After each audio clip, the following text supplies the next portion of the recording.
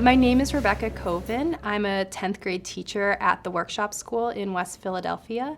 We are a public project-based school that helps students solve real-world problems.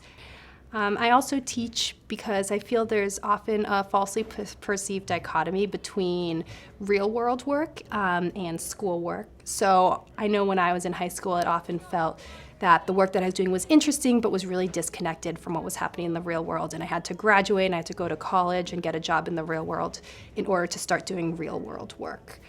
But I believe that's a false dichotomy, and what I try to do in my classroom is to blur the line between real-world work and schoolwork so that my students can see that the work they're doing right now and the work that they're producing right now can actually have an effect on their communities now and not when they graduate high school. One of the projects that I'm most proud of is our mass incarceration project. So we spend 8 weeks learning about the problem of mass incarceration in our country. We begin by studying what mass incarceration is and examining the growth of incarceration in the United States over the past 50 years or so.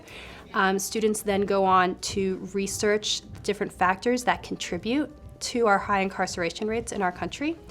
And then after learning about different advocacy work that's happening in our country around mass incarceration and reducing the amount of people in prison, they then think about how they can take what they've learned and translate that into action. And they come up with their own action plans for how they can reduce the amount of people in prison in our country. And our project culminates in a mass incarceration symposium led by my students that's open to the entire city. The issue of mass incarceration is not one that's talked a lot about in our country, and it's something my students feel really passionately about, and they recognize that it's a problem and they don't know how to address it or what can be done to change it.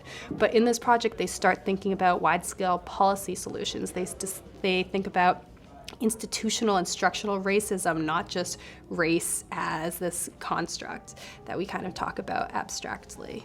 Our mass incarceration project was basically about sentencing. So we decided to make 3 pathways for a person, just kind of like a choose your own story type of thing.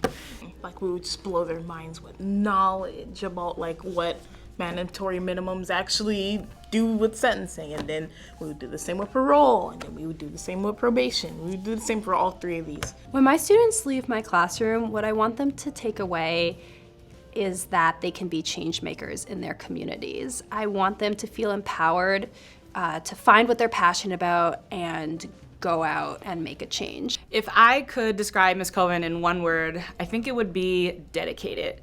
One word I would use to describe Ms. Coven is passionate. I think she's really about her students and about the school. Ms. Coven, in one word, it would be motivational, because she pushes me every time, even when I want to give up all the time. Last year when I used to do a lot of projects, it used to be very hard for me, so she used to push me all the time. She's so consistent in her presence and in the quality of her interactions. She's so present each day in making sure that the community she makes and the work the kids are doing is of the highest quality. A lot of our community building takes place during Circle.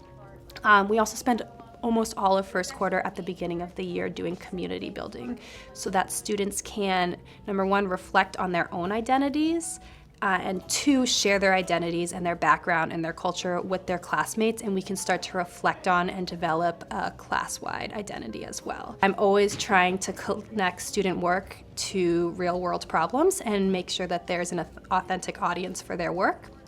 And so one time I was introducing our solar-powered cell phone charger project, and I was telling them, this work is actually really relevant right now because, in Puerto Rico, they lost power, and there are people who are starting projects to send solar power or solar panels over there. And one student raised his hand and he was like, "Ms. Coven, why you always gotta make everything so relevant?"